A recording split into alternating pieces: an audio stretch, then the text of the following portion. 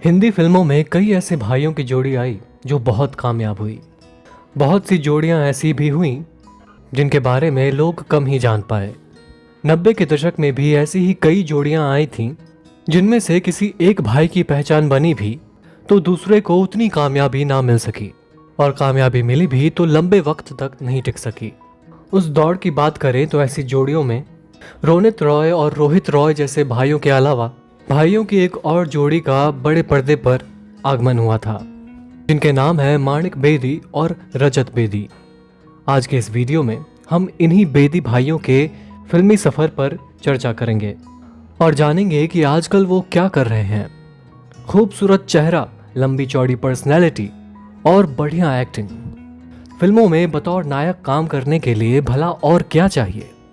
लेकिन आज हम जिस एक्टर की बात करने जा रहे हैं उसने इन सारे खूबियों के बावजूद खुद को विलन के रूप में ही लाने का बड़े पर्दे पर फैसला किया और अपनी एक अलग पहचान भी बनाई।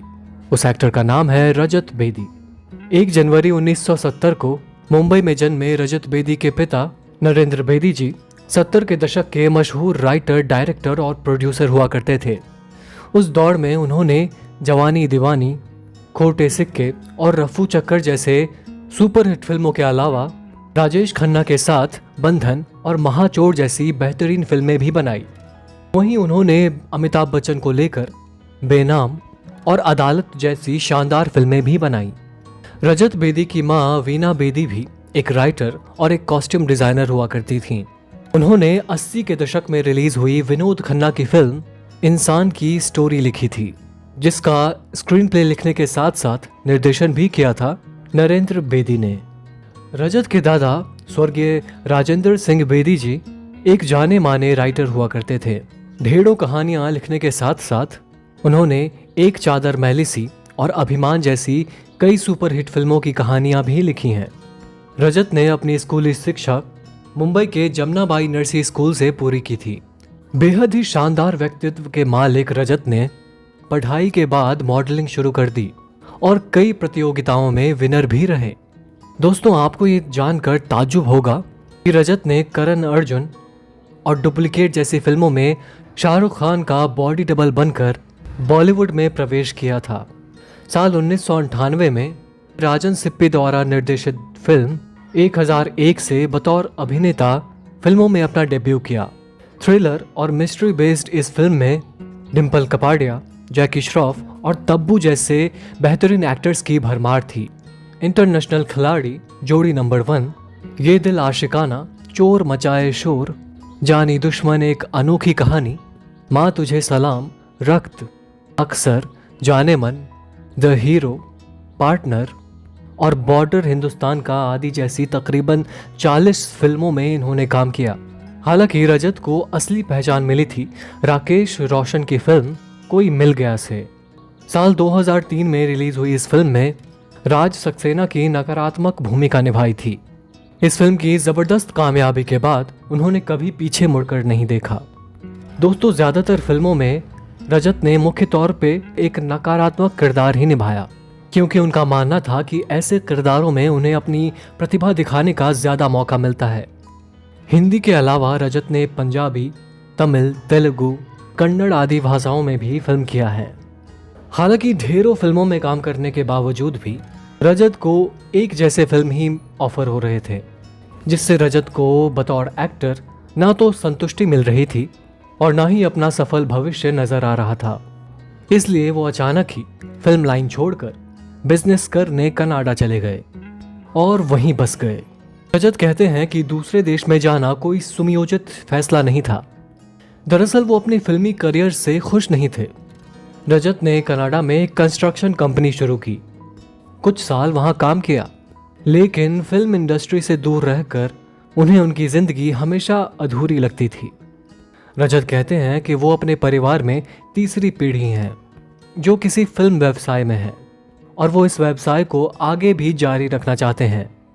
रजत की दूसरी पारी एक टेलीविजन निर्माता के रूप में शो लाजवंती से शुरू हुई, जो साल 2015 में जी टीवी पर प्रसारित हुआ था। इस फिल्म की कहानी स्वर्गीय राजेंद्र सिंह बेदी की लिखी हुई एक किताब पर आधारित था, जिसमें पंजाब में बंटवारे की अवधि के दौरान दंपत्ति को हुई कठिनाइयों का वर्णन है। इस कहानी को रजत और उनकी बहन इला बेदी दत्ता ने शो की पटकथा के तौर पर रूपांतरित किया है। हालांकि ये शो बनाने से पहले इला लाजवंती को एक फिल्म बनाने की सोच रही थी, लेकिन जब उन्हें फिल्म बनाने में सफलता नहीं मिली तो उन्होंने इस पर शो बनाने का फैसला किया। रजत दालमोड़ा एंटरटेनमेंट के बैनर तले फिल्मों का सह निर्माण भी करते हैं, जो कि उनकी कनाडाई कंपनी है। इस प्रोडक्शन में उन्होंने पंजाब 1984 और सरदार जी जैसी कुछ पंजाबी फिल्में बनाई हैं, जो बहुत ही सफल रही। कुछ बॉलीवुड प्रोजेक्ट्स पर भी उनका काम चल रहा है। रजत बेदी बॉलीवुड में अपनी वापसी को लेकर कहते हैं कि मैंने हमेशा भारतीय फिल्म और मनोरंजन उद्योग से दूर रहकर खुद को अधूरा महसूस किया है, क्योंकि मैं यहीं से हूँ। अब समय एकदम सही है।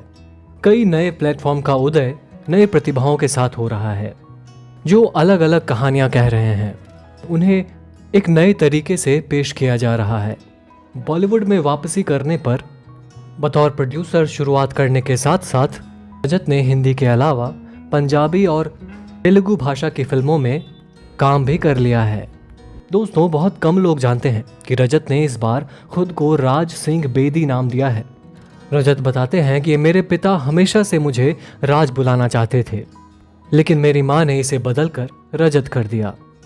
क्योंकि इस व्यवसाय में मेरी दूसरी पारी है, इसलिए मैं अपना नाम बदलकर राज करना चाहूँगा। साथ ही राज इस फिल्म इंडस्ट्री में हमेशा एक भाग्यशाली नाम भी रहा है। दोस्तों, बॉलीवुड में रजत दोबारा अपना पैर जमा रहे थे, लेकिन तभी उनके साथ एक दुखद घटना हो गई। रजत बेदी की कार से एक बड़ा हादसा हो गया था। बताया जाता है कि उनकी गाड़ी के आगे अचानक एक आदमी आ गया जो नशे में था। इस हादसे के बाद रजत ने खुद उस घायल आदमी को अस्पताल में भर्ती करवाया, लेकिन अफसोस उस शख्स की अस्पताल में ही मौत हो गई। इस हादसे के बाद रजत को भी एक बड़ा झटका लगा। रजत कहते हैं कि इस हादसे ने मुझे अंदर से तोड़ दिया है। भले ही इसमें मेरी कोई गलती नहीं थी, लेकिन मैं टूट गया हूँ। मैं सोच रहा हूँ कि मेरे साथ ये कैसे हो गया। मैंने उसकी जान बचाने की पूरी कोशिश की, लेकिन मैं नहीं बचा सका। उन्होंने कहा कि मैंने मृतक राजेश का सारा खर्च उठाया है, यहाँ तक कि मैंने अंतिम संस्कार तक के लिए भी भुगतान किया है। मैं उनके परिवार को आर्थिक मदद देता रहूँगा। बस पुलिस का काम पूरा होने का इंतज़ार कर रहा हूँ, जिसके बाद मैं उनकी बेटियों का भी देखभाल करूँगा। इसके साथ ही रजत ने उस आदमी की पत्नी को एक नौकरी भी दिला दी है। बात करें रजत बेदी यानी राज सिंह बेदी की निजी जिंदगी की, तो उन्होंने अपनी बचपन की दोस्त मोनालिसा बेदी से शादी की है, जो कि एक्ट्रेस ट्यूलिप जोशी की बहन है। याद दिला दें कि ट्यूलिप जोशी वही हैं जो फिल्म मेरे यार की शादी में लीड रोल में नजर आ चुकी हैं। रजत बेदी के 2 बच्चे हैं, बेटा विवान बेदी और बेटी वेरा बेदी। आइए बात करते हैं माणिक बेदी जी की, जिनके पारिवारिक बैकग्राउंड के बारे में हम शुरुआत में चर्चा कर ही चुके हैं। दोस्तों, माणिक रजत से पहले ही फिल्मों में सक्रिय हो चुके थे और एक एक्टर होने के साथ साथ आज एक प्रोड्यूसर भी बन चुके हैं। 90 के दशक में रिलीज हुई फिल्म राम और श्याम से बॉलीवुड में शुरुआत करने वाले माणिक बेदी ने भाई भाई, दंड नायक और जंजीर जैसी दर्जन भर फिल्मों में काम किया है और कुछ टीवी शोज करने के बाद निर्माण के क्षेत्र में जाने का फैसला किया। माणिक साल 2005 में रिलीज हुई फिल्म पद्मश्री लालू प्रसाद यादव से बतौर को प्रोड्यूसर जुड़े। दोस्तों, आज माणिक बतौर फिल्म और टीवी निर्माता के रूप में पूरी तरह से सक्रिय हैं। कम लोगों को ही पता होगा कि जी टीवी के शो हिटलर दीदी का निर्माण भी माणिक ने ही किया था। हाल ही में माणिक के निर्माण में बनी फिल्म गोलगप्पे में उनके भाई रजत बेदी ने पंजाबी फिल्मों में वापसी भी की है। माणिक और रजत की एक बहन भी फिल्मों में लंबे समय से बतौर राइटर सक्रिय हैं, जिनका नाम है इला बेदी दत्ता। तो दोस्तों, उम्मीद करता हूँ आज का ये वीडियो आपको पसंद आया होगा। ये वीडियो आपको पसंद आई हो तो प्लीज़ इसे लाइक करें और शेयर करें। अगर आप हमारे चैनल वारिधि मंथन पर नए हैं तो हमारे चैनल को सब्सक्राइब ज़रूर कर लें, साथ ही बेल आइकन भी दबा दें ताकि आपको आने वाले वीडियोस के नोटिफिकेशंस मिलते रहें। आपका अब तक इस वीडियो में बने रहने के लिए बहुत बहुत शुक्रिया।